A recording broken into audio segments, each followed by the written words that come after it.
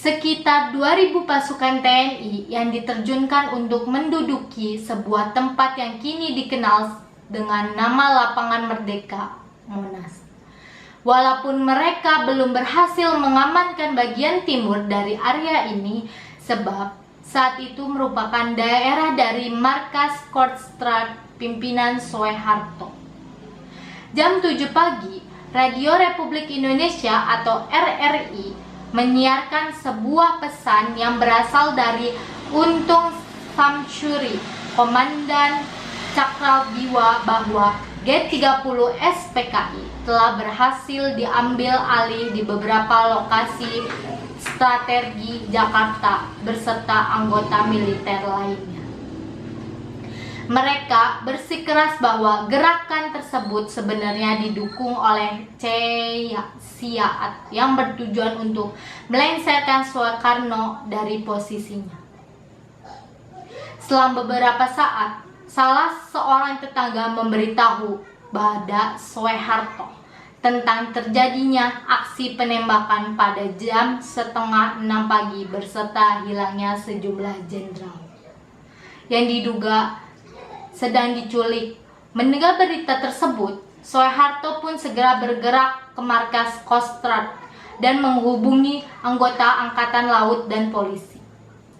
Gugurnya 7 jenderal TNI saat gerakan 30 September alias G30 SPKI membuat Presiden pertama Republik Indonesia, Soekarno, menjadi bersedih. Kesedihan Presiden Soekarno atas gugurnya 7 jenderal TNI korban G30 SPKI diungkap dalam buku bertajuk Maulwi Sailan Penjaga Terakhir Soekarno, penerbit buku Kompas 2014. Maulwi, yang merupakan pengawal pribadi Bung Karno, mengatakan kalau Presiden Soekarno sangat sedih sekali atas nasib yang menimpa para jenderal TNI yang diculik. Pada 2 Oktober 1965, Presiden Soekarno telah memanggil semua panglima angkatan bersenjata bersama Waperdam II, Leimena, dan para pejabat penting lainnya, dengan maksud segera menyelesaikan persoalan apa yang disebut Gerakan 30 September. Penumpasan PKI. Yang ke-1, tanggal 1 Oktober 1965.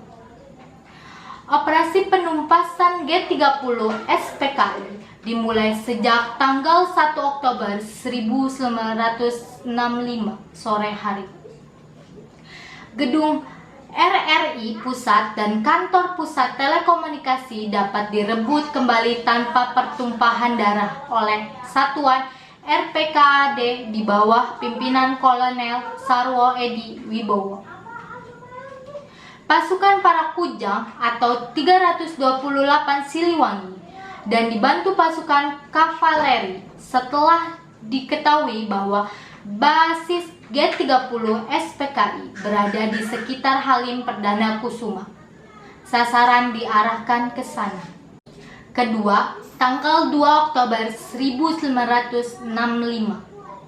Pada tanggal 2 Oktober, Halim Perdana Kusuma diserang oleh satuan RPKAD di bawah komando Kolonel Sarwo Edi Wibowo atas perintah Maijen Soeharto. Pada pukul 12 siang, seluruh tempat itu telah berhasil dikuasai oleh TNI Angkatan Darat. Yang ketiga, tanggal 3 Oktober 1965.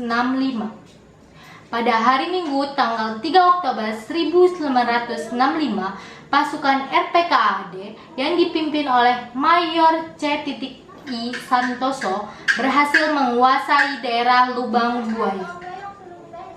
Setelah usaha pencarian, perwira TNI Angkatan Darat dipergiat dan di atas petunjuk Kopral 1 Polisi Sukirman yang menjadi tawanan G30 SPKI, tetapi berhasil melarikan diri di tempat keterangan bahwa para perwira TNI Angkatan Darat tersebut dibawa ke Lubang Buaya. Karena daerah tersebut diselidiki secara intensif, Akhirnya, pada tanggal 3 Oktober 1965, ditemukan tempat para perwira yang diculik dan dibunuh tersebut. Mayat para perwira itu dimasukkan ke dalam sebuah sumur yang bergaris di tengah 3/4 meter dengan kedalaman kira-kira 12 meter yang kemudian dikenal dengan nama Sumur Lubang Buaya.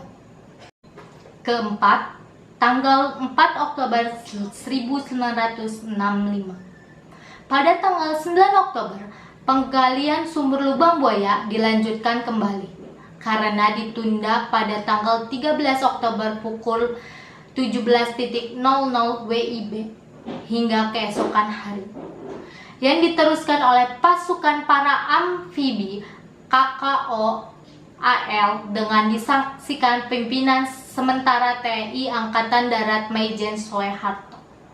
Jenazah para perwira setelah dapat diangkat dari sumur tua tersebut, terlihat adanya kerusakan fisik yang sedemikian rupa.